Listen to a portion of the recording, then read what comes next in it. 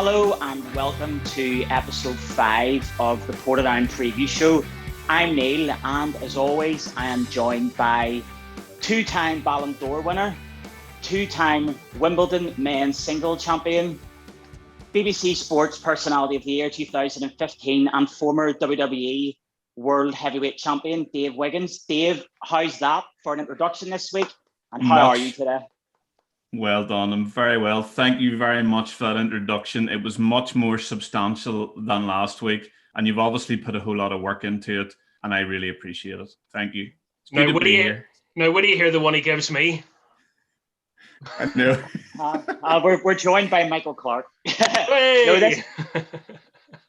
This week we have a very special guest. We're joined by Michael Clarke, Mr. No Days Off. Michael works for the BBC at the weekend, covering Irish League games and also covering the women's game, both with the domestic fixtures and also the women's national side. On top of that, he is the host of The Score on Lisburn 98.8 FM and also does commentary for Virgin Media for Europa League games. So, Michael, thank you very much for coming on the show. How are you? Thank you very much, Neil. I don't think there's anything left on my CV, but it's on my website if it's been missed. That was very kind of you. I've got something to add to your CV.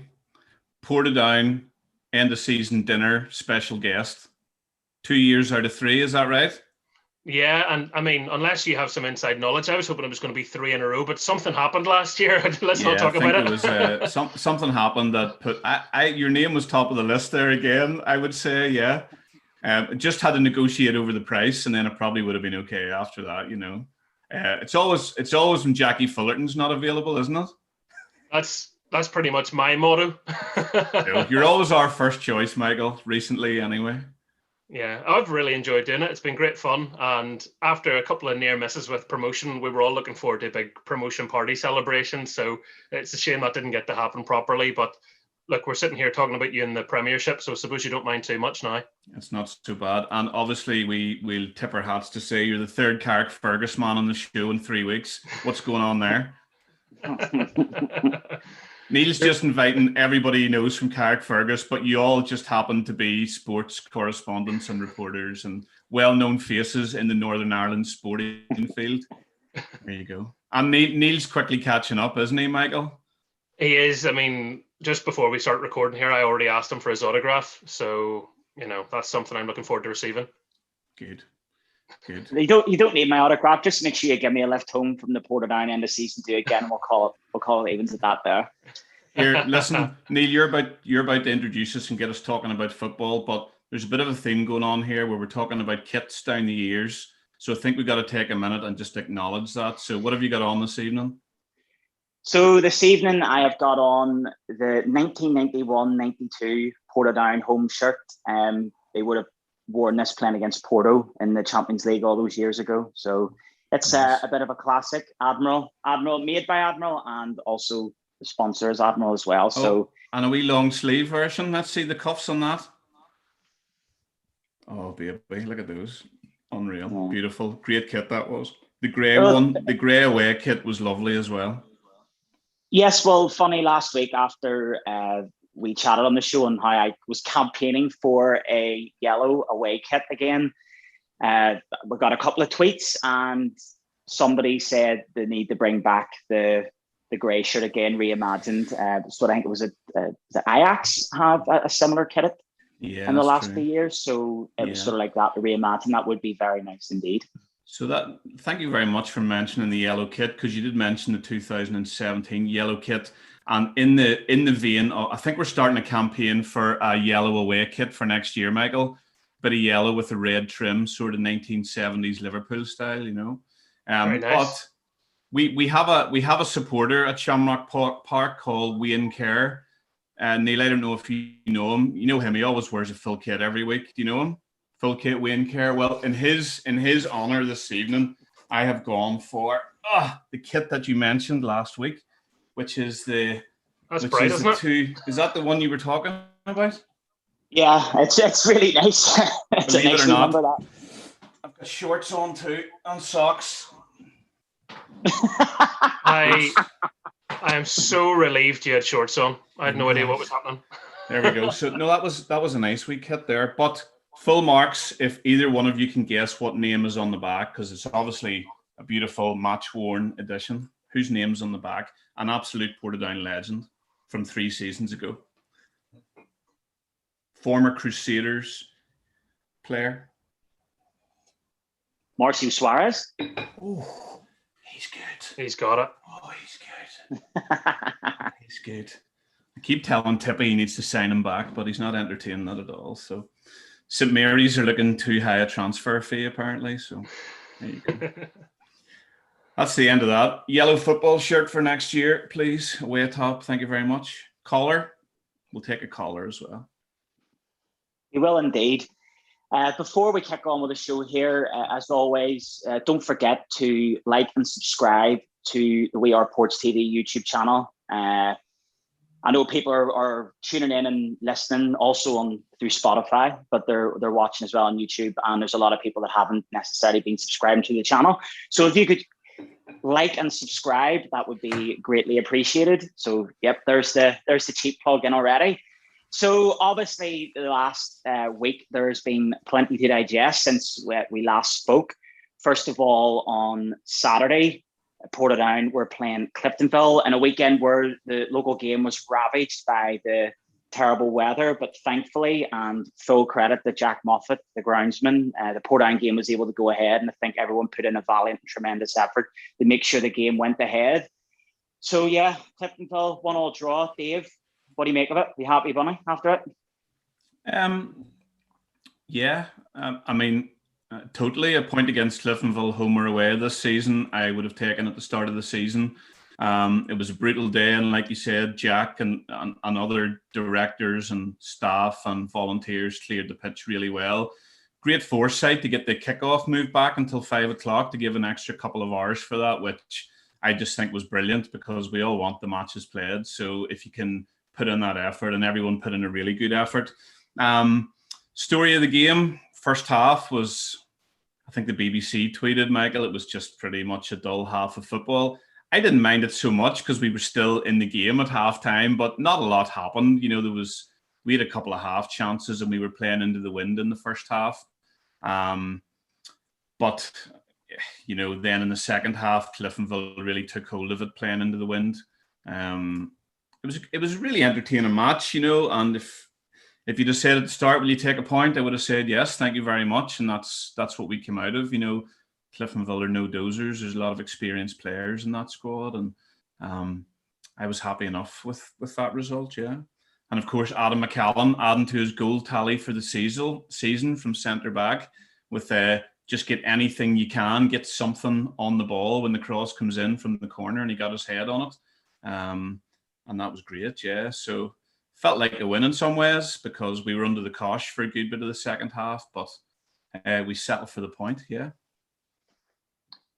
Michael, we spoke at length last week before the Cliftonville game about Cliftonville themselves, and I think they're a team that maybe in a bit of a transition themselves. You know, obviously a few years ago they were challenging regularly for the leagues and they won a fair few league cups on the bounce as well. A lot of people sort of think they're underachieving, some think they're overachieving. I mean, me personally, I was delighted with the Portadown result last week, getting the draw so late on. Where do you see Cliftonville at the minute, and do you think that was a good point for Portadown last week? Yeah, definitely a good point for Portadown, and that's something that you have to say Portadown have done very well recently, getting points in games where you wouldn't expect. It's maybe against the teams that you would like to be beaten, where those results are yet to be seen, and maybe when we talk about this weekend's game, that's potentially one that you could look at for a win. But in terms of Cliftonville, high turnover in January, you know, they've brought a lot of players in. Some people would say financially they've done all right after one particular deal as well. So it's about trying to bed everybody in. And there's no question that there's quality there. But when Conor McMenamin comes out of your team, who was one of their better performers, Joe Gormley's injured, it's going to take a bit of adaptation. And I think throughout the season they've been unlucky with different injuries, and they've been very patchy. They're quite frustrating at times. I even remember doing one of their games down at Larne where they got beaten by a late goal by Josh Robinson, and in that game you're sort of going, it's just a matter of when they concede. Everything was conspiring against them, and I'm not saying Larne didn't deserve the win, but they've kind of been that way this season. You haven't seen them pull 2 or 3 results together, and it's really, really hard to put your finger on it, but I would imagine that it won't last forever, and I think they'll be comfortably top half. I don't think there's panic stations, but they've not been wonderful. Yeah, I think in our match against Cliftonville as well, to be fair to Cliftonville, our goalkeeper Jacob Carney, again, he pulled off some great saves. There was a bit of a double save where he saved it and got up, and then he rushed at the player and sort of saved it with his foot. And then after Cliftonville had scored, it's one of those ones where Hale had, swiveled and smashed it into the top corner. And not too long after that, not sure who it was, hit a shot from about 25 yards, which Carney tipped over the bar. And it's one of those ones you're just like, wow, that's class. If it was Bobby Edwards, it would already have been on Soccer AM, that sort of save. And then right at the end, 90 minutes, we get the goal, which was brilliant. And I love a late goal for an equaliser because it's, it doesn't give any time for the other team to maybe get on top again. And we actually had one good chance to go on and win the match after that, just in the dying seconds. Lee Bonus won the ball and put Stephen Murray through. Stephen maybe just didn't get his shot away as quick as we wanted him to, and kind of got blocked and went round the post. So at the end of that match, we were well in it. And yeah, like against the Larne match, late goals, and you're sort of hoping for mistakes from the other team because we know where we're at and we're playing against big teams. You're kind of putting them under pressure and hoping for mistakes, and I think that's one of our skills this year, really. Am I right in saying Paul Scholes was giving him the big up on Instagram as well? Did I see a comment there?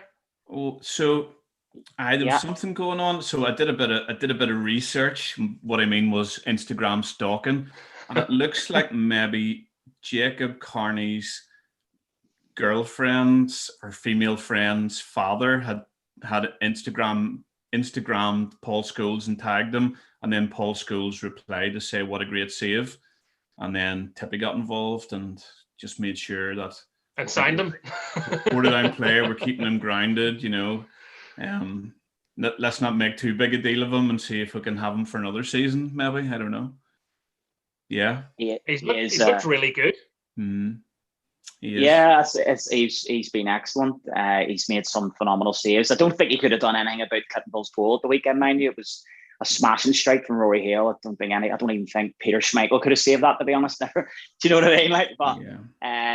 Cliftonville on their day, they're more than capable of beating anybody. But as you say, Michael, it's one of them seasons for them where you wouldn't really know which Cliftonville would turn up. But thankfully, Portadown were able to pull a decent result out of the bag. But again, going back to the Saturday, we were kind of hoping that Crusaders would do us a favour and beat Carrick, but that wasn't meant to be, and Carrick pulled off a phenomenal result up at Seaview.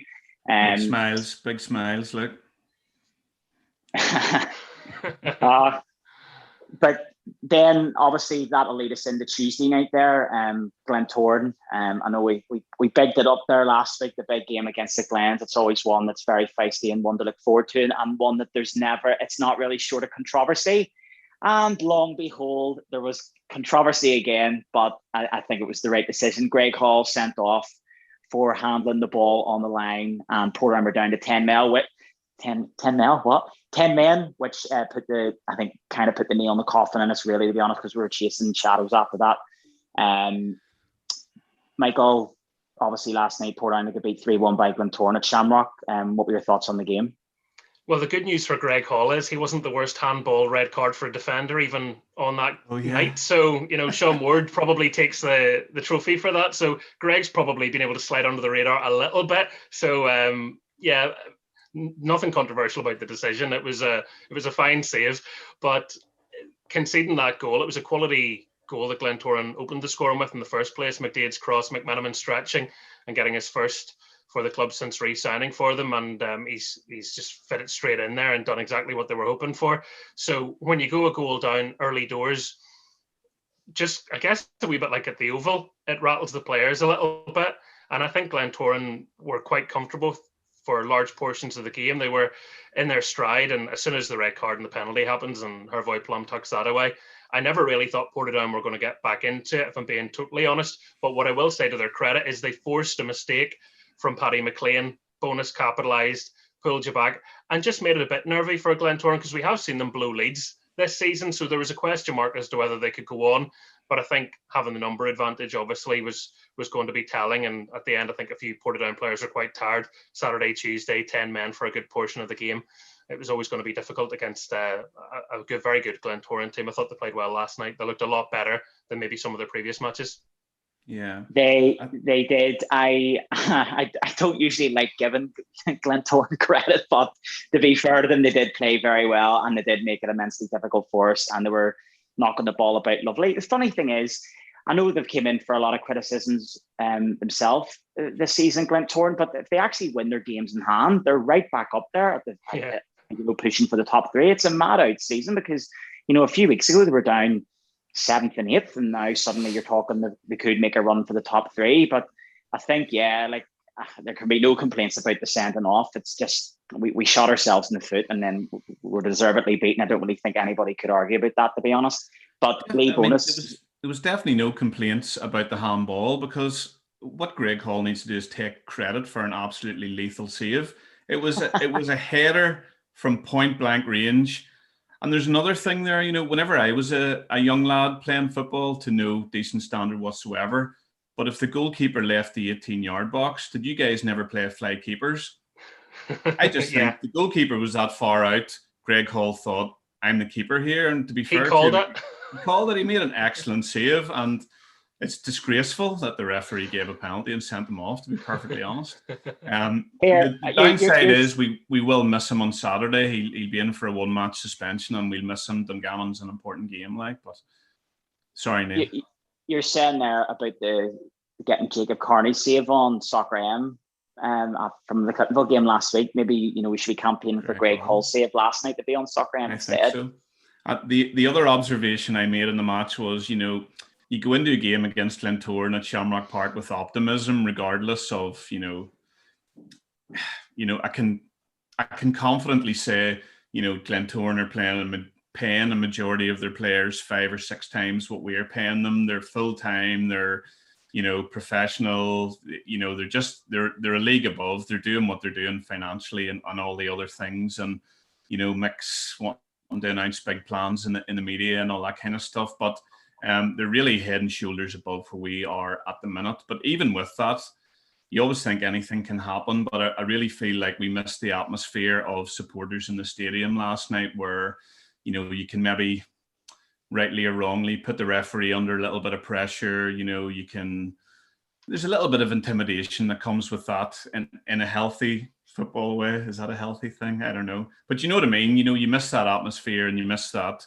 And that can all add to it as well. But Glentoran scored so quickly in the game. It kind of quickly, you were like, right, okay, that was, Plum played the ball out the left, and McDade, super cross and super finish as well. I saw in the post-match interview, Tippy said he hadn't even taken his seat yet.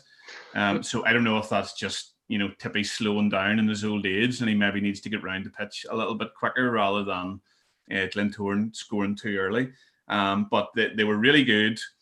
And like you said, Bonus scored, to take it back to 2-1 really quickly into the second half. And it gave you that absolute false hope of, okay, we're back in it. There's a chance here. But 11 against 10, and they're passing and moving.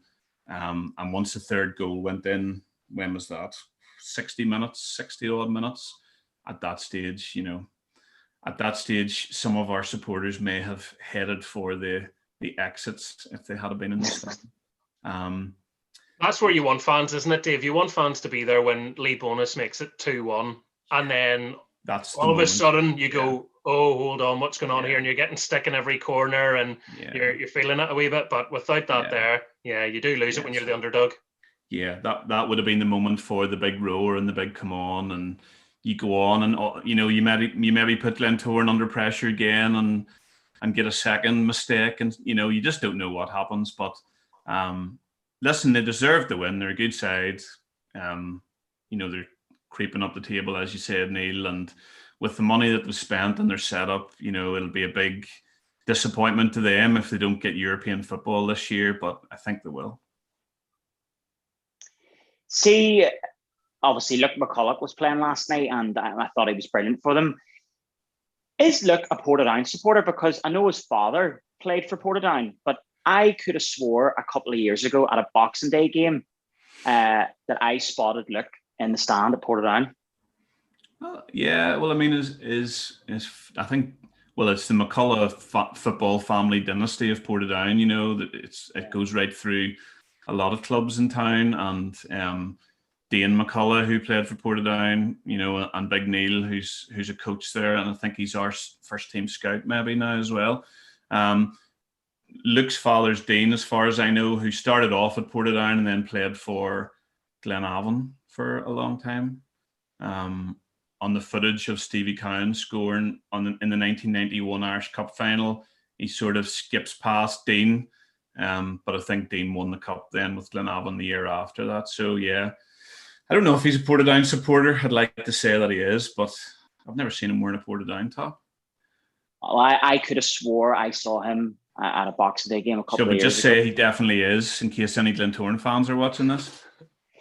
Yeah, why not? I heard he loves the Ports and he hates the Glens. I don't know if that's true. Well, to be fair to him, he did play very well last night. I think he's been a good signing for them. It seems very easy for him, I have to say. You know, playing the middle of the back. I've seen him a couple of times now. It looks easy for him, to be fair. Although, you know, for Bonus's goal, he kind of got the better of Luke and then nicked the ball off McLean as well. So if you put players under pressure, there's potential for mistakes. But he's a quality player. He's very assured in what he's doing there, you know. Well, when we're talking about Lee Bonus there, I'll say cheers. He must have listened to what I said last week. You know, he's got me a fair few fantasy points there, you know. So thanks very much, Lee. Really appreciate that. This weekend, Michael, you already touched on it already. It's Dungannon here. I'll put it plain and simple. I think it's must win, not even just for Portland. I think it's must win for Dungannon as well. I know obviously there's no relegation, but you know, you don't want to finish in the bottom two this season. So it's must win for both teams. Michael, what do you make of Dungannon this season? What do you think of the job Chris Lindsay's been doing down there? What a difficult job it is to do at Dungannon, first of all. Obviously, one of the smaller budgets in the league. They have a very young squad, much like Portadown, and there's probably quite a few parallels between the clubs at the minute in terms of some of the challenges that they face. And it's not been an easy season for Dungannon fans. I'm sure, you know, well, you just have to look at where they are in the league at the moment to tell you that. So I don't know. I would actually give Portadown a good chance at the weekend, and that's where you're looking. As I was saying earlier, you need to look at these games as the ones that you can win. It's all well and good drawing against the big clubs and they're a bonus. So what can you do in the games against a team in your half of the table? So you've already won 2 games this season. Both were away from home. Both were in Mid-Ulster. So, you know, now it's time to win one at home against one of your local rivals. So the Swifts has got to be one that Tippy's looking at and has earmarked as a potential game 2 win. But Dungannon, in fairness to them, have shown little glimpses of what they can do. And I think Wiggins Campbell is one player you could highlight, starting to get amongst the goals as a person that Portadown are obviously going to need to keep their eye on. Yeah. Yeah. Oh, sorry. Go ahead, Dave. No, crack on, mate. Go ahead. You were going to say something very intelligent, I can tell. I highly doubt that. No, I was just going to say about Wiggins Campbell. He's obviously a very good player and he has started to get amongst the goals. And obviously they've got the experience there. Not only of Michael Clarke, who's been chipping in with the odd goal, but Roy Carroll. And I think, you know, he could prove to be an immense signing for them. You know, obviously last week they beat Ballymena. And I think, you know, even when you're down at the bottom of the league, having someone with that wealth of experience, you know, Roy Carroll's played in the FA Cup final, he's played in the Premier League. You even need to see the job he done at Linfield. You'd sort of say he was the main catalyst for them winning the league in 2017. And, you know, he's a phenomenal keeper. And I think having his wealth of experience, you know, will massively help Dungannon's young players as well. Like, and I'm just kind of hoping that he has an off day on Saturday. so we can maybe score a few goals, fingers crossed. But yeah, go ahead, Dave. No, we beat them, it must have been December time, I think, before Christmas. We beat them at Stangmore Park 3-0, and it was actually quite comfortable in the end, I have to say. Once we scored, I sort of felt whoever got the football cliche, but whoever got the first goal, we're going to go on, and it took a while. But once we scored one, you know, we did go on, and it was quite comfortable. I'm not going to take the glory for this information because I was talking to somebody up the town today. I was out for a walk, and he goes, "Do you know when the last time Portadown won at home?" He said, "I think it was like the 13th of February last year." So it's a full calendar year since we've won a competitive match at Shamrock Park, and I think this Saturday has to be it. I have every confidence. Nothing less than a win won't be a good result. This isn't a week where I'm going to be happy with a point or a draw. This is a week where I think we can only be happy with 3 points. When we were talking about the Glentoran match, we missed Ben Tilney, I have to say.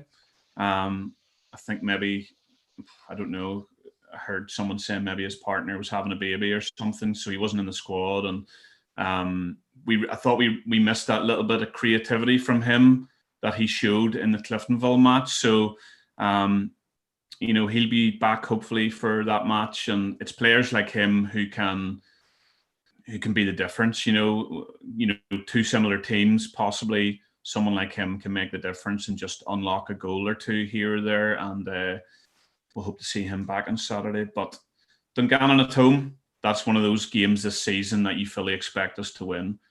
So fingers crossed for that. Yeah. Well, you've been kind of draw specialists in this campaign. That's something people have said. I looked at the last 5 matches between the two teams in the Premiership, and it's 2 wins for Portadown, 3 wins for Dungannon. So no draws there. So you can only hope that more excitement on Saturday. Talking about draws, Michael. I forgot to do this a little bit earlier, Neil, but last week I decided that it was going to be my job to pick a club motto for Portadown Football Club, because as far as I know, we don't have one. So I think, and I'm going to call this weekly feature Dave Picks the New Club Motto. So if we can get a little bit of music for that next week, possibly, we'll be able to make that a feature. So I think last week I said, what did I say last week? We play better against better teams. Was that it? Yeah. So this week it's going to be we celebrate draws. So it's going to be in Latin, and in Latin we celebrate draws is Jerimus Trahit. So there you go. Jerimus Trahit. That's it. Google Translate. Okay. Jerimus Trahit. So sounds like a European footballer. You can imagine him scoring in the Europa League, couldn't you? Jerimus Trahit. He got 2 actually, both in the second half. Yeah. So Dave Picks a New Club motto. That's going to be my weekly feature. Is that all right, Neil? Yeah, that's grand. Your Latin's on point. I might start calling you Kaikia from now on. That'll do. So this week we celebrate draws, but not this Saturday coming. No, we're going to celebrate a win. Yeah, I think this Saturday, I've said it already, I think it's must win. It's must win for both teams. And especially Carrick have been in a really good run of form there. And they've got them having at home this weekend as well. So that's a game that they'll be looking to win. So, and you wouldn't bet against them winning there as well. So it's a case of Portadown really need to win this weekend. Yeah, I did a little bit of stats there. So on the road, Dungannon have 3 draws, 1 win, and 6 losses this season. So they did beat Ballymena at the showgrounds, which was a good result for them. But here's a stat for you. Cather Friel has not lost a game this season. He's now played in 7 matches, and he's not been on the losing side yet. Nice. So as long as I tweeted this out the other day, and I think members of his family are now following me in case I do this as like a regular feature, which is probably not going to happen. But it is something we're going to call it Michael's weekly feature. Just checking in with all of them and see how. The hashtag is the Mighty Bush if you want to follow that. BUSH. So very good. Moving on from Dungannon, obviously next week, also live on BBC Sport again. Portadown take on Larne at Shamrock Park. Obviously, the other week there, Portadown drew 2 each with Larne at Inver Park, which, well, Dave and myself celebrated last week. We celebrate draws at this club. So, Michael, we'll start with yourself. Obviously, big things been happening down at Larne. Portadown got a good result there last week. They're coming down to Shamrock next Tuesday. And obviously, they've Linfield before that. What's your thoughts? I think Larne have obviously done really well this campaign, and before Christmas you were looking at a side that looked really, really strong just to run away potentially with the league. It looked like they weren't going to trip up at all. since the turn of the new year, they've obviously had their issues. I think they're in a run now where they're 2 wins from 8 and there's 4 draws. So it does show you, obviously, at some point they had to have that little sticky patch. But just like you were saying with Glentoran, it almost seems that everyone's having that, and that's how Glentoran are now in this battle with the top 3, as are Coleraine, who themselves had a very slow start to the season, when many people had them as title contenders. I think Larne are going to be first or second by the end of this season, and I don't think that you're going to see them struggle in too many matches much more. Their last outing was a comfortable win, and I think when you're up against them, it's going to be a really difficult game. I know you got a draw against them, and the 2-2 was a fantastic result. Not if you're a Larne fan, but I don't think they're going to be as charitable this time around and allow you back into the game if they get in front. So maybe the challenge for Portadown is to try go in front a bit more, because I know it's something that hasn't happened too many times this season. Yeah, it's mostly been late goals, hasn't it? So I've got a question for each of you. Michael, can Larne win the league this year? Can they? Yes. Yeah. Okay. Yeah, definitely. Okay. Do you think they will? I'm still tipping Linfield. I think Linfield's been there, done that, might be just about enough to get them over the line. But what I will say is Larne have really, really impressed me. And if they don't win it this year, winning it next year is, you may as well look at that as a really serious option now. And I don't just mean because they'll go and they'll spend. That's something that constantly they get, I guess, labelled with. But the coaching at the club's really, really good. They're an attractive side to watch play. They very rarely play boring games of football. And they're a team that even if you don't like Larne, and probably the more successful they get, the more people won't, you have to admire the way they go about their business. So maybe this time they're a bit green coming at a title challenge, but I don't think it's too far away from Larne winning the Gibson Cup. A question for Neil is, how would you feel if Larne won the league? Listen, I agree with Michael. I think Linfield will win the league this season. I'd be very surprised now if they didn't. I think the result the other week at Seaview against Crusaders was massive for them, and that sort of, they didn't even play well, and they came away with 3 points there. I think Larne, I can't see it. I can't even see it over the next 3 years, and I know that might sound controversial. I just cannot see it, because that wasn't the question. The question was, how will you feel if Larne win the league? Oh, nah. Well, I wouldn't be happy. No. That was a politician's answer, wasn't it? It was a politician's answer. He changed the question. Yeah, although a politician wouldn't have answered it the second time either. Well, I'm not a very good politician. Is that the Carrick Fergus in you, or the Portadown supporter in you that doesn't want Larne to win the league? It's the Portadown supporter in me. I don't want them to win the league. I don't want anyone to win the league apart from Portadown, let's be honest here. But I don't think we're going to win the league this season. Maybe next year. No, it'd be interesting to see if it's a bit of a catalyst for them, though, winning the County Antrim Shield. And I know some people scoff at that and they go, well, winning the Mid-Ulster Cup or winning these other competitions, regional competitions, doesn't make you go on and win the league. But for Larne, it was something that I guess everyone kept pointing at. It's like, well, it's been ages since you've won something. So how can you be title contenders when you don't even win the other competitions you're in? They're now starting to. Yeah, true. No, absolutely. You can only beat what's in front of you, and then they did really well to win the County Antrim Shield. It's just harking back that County Antrim Shield final. It just reminds me of what we were talking about last week. Mick McDermott labelling the County Antrim FA as Jurassic Park.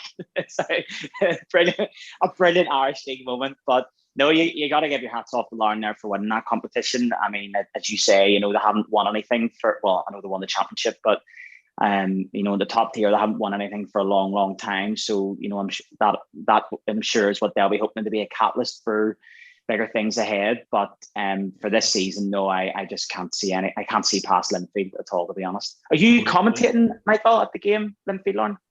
Yes, I will be. That'll be live on BBC Two next Friday. So feel free to be really kind on Twitter.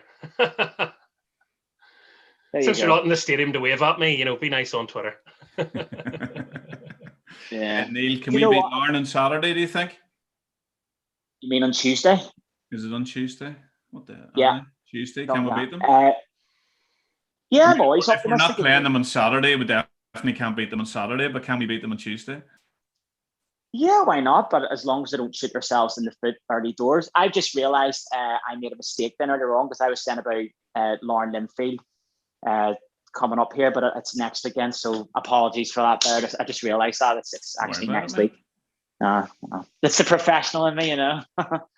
That being said, no, yeah, I'm always confident with Portadown, and like you said, you know, you're always optimistic at home as well. But again, if I don't want to say it, but I mean, a draw is not a bad result against Larne, but you don't want to be playing for draws all the time. Like, do you know what I mean? Hang on, a what? Sorry. Jerry Mustrahit. We celebrate draws. I will be over the moon with a draw, but yeah, I think what Michael said there. I think they'll have learnt their lesson from us capitalising on their mistakes at Inver Park. Very tough one.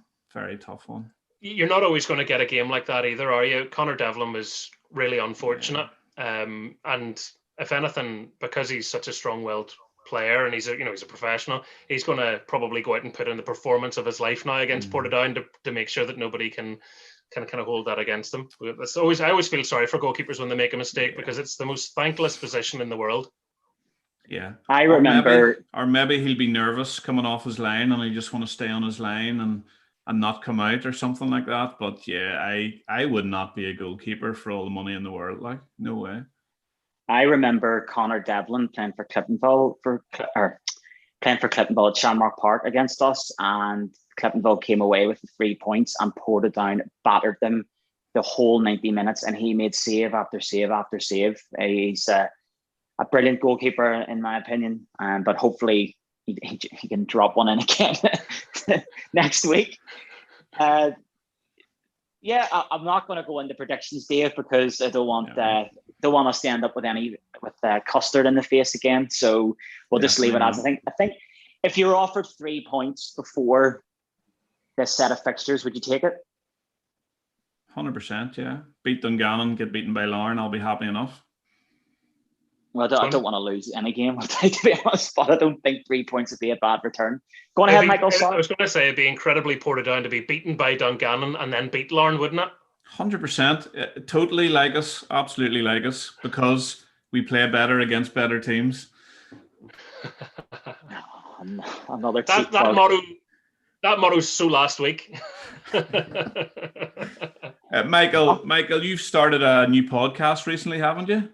I have indeed. It's called The Michael Clarke Show, and it took me ages to come up with that name. But basically, I used to have a radio show with the same name, and during lockdown, like everybody, probably fed up of all the doom and gloom merchants out there, and I thought, well, let's try and do something productive. Yeah. Let's get some people together. A lot of them are going to be from the world of sport who have interesting stories to tell, and let's sit down and talk to them. So guests in recent weeks, my first guest was a guy called Carl Atama, who is a former Youth Olympic gold medalist who signed to Frank Warren's boxing stable. So he's in very good company and he's tipped to go far. And we've had people like a youth development coach from Charlton Athletic, Liverpool's throw-in coach Thomas Gronemark, and a female international rugby player who's also an NHS doctor, and Claire McLaughlin. And that episode came out, the day of this recording. So I will also tease that coming up on it, we have a former Premier League striker. So, if you want to keep an eye out for that one, I'm going to give no clues, but are we talking English Premier League or Irish Premier League? Sorry, yes, English Premier League. Yeah. So he's played for a couple of clubs in the top flight of the English Premiership. And when the podcast comes out, I'll explain the story behind what's happened here. This is the most ridiculous, convoluted way that this has come about, but such is life. So I'm really looking forward to recording it. And just search for The Michael Clarke Show on Spotify, Apple Podcasts, wherever you get your podcasts. Or if you'd rather sit and watch it, it's on YouTube. Yeah. And do those usually come out on a Wednesday? Yep. So it's a weekly thing. We're doing it every Wednesday for the foreseeable future anyway. And I'm just dipping into my contacts and seeing who wants to come on for a chat. Brilliant. And all the Irish League stuff lives on The Score and lives on through The Score. And then this is kind of any other business with anybody I like. Yeah, brilliant. That's brilliant. Nice concept as well, not to be too focused on the one sport or the one... that's great. That's great. So make sure and subscribe to that and check those out and support Michael on that. Thanks very much. Absolutely. Before we go, can I just give a birthday shout out to my dad, who on Saturday will be 65, Portadown fan, Davy Campbell. Hopefully Portadown can get 3 points on Saturday to make your birthday What's good his Twitter? one. He's on Twitter. What's his Twitter handle? And we'll all harass him. Don't know. Good question. You're a terrible son. I am, but I'm sure you'll find him on Facebook and on the Twitter. He's pretty good with the Portadown stuff like so. There's a clue, Dave. Neil said the Twitter. On the Twitter. Yes, so that being said, guys, I think it's about time we wrapped up. Michael, thank you very much for coming on the show. I'm sure we'll have you on it again at some stage. As Dave has already said, check out Michael's show, or Michael Clarke's show, sorry, should I say, his new podcast promises to be very good. Dave, thanks as always, and I'm Is sure this the start of our yellow shirt campaign? Are we going to carry this on and put pressure on everyone? I think so. Yeah. I want the yellow shirt for next season. So yeah, I think so. And I also want Marcio Suarez wearing one next season too. The goal machine. Well, you heard it here first then, folks. Folks, as always, don't forget to like and subscribe to the We Are Ports YouTube channel. It's also available on Spotify. And check them out on all the social media platforms. On top of that, we have started our own Twitter for the preview show, and that'll be PFC_preview show. So yes, on that note, thanks very much, and fingers crossed for 2 Portadown wins over the next set of fixtures. No pressure, lads, and Lee bonus, please score more goals. Cheers. Absolutely. Thanks, Michael. Thank you for having me on, guys. It's been a pleasure. Thank you.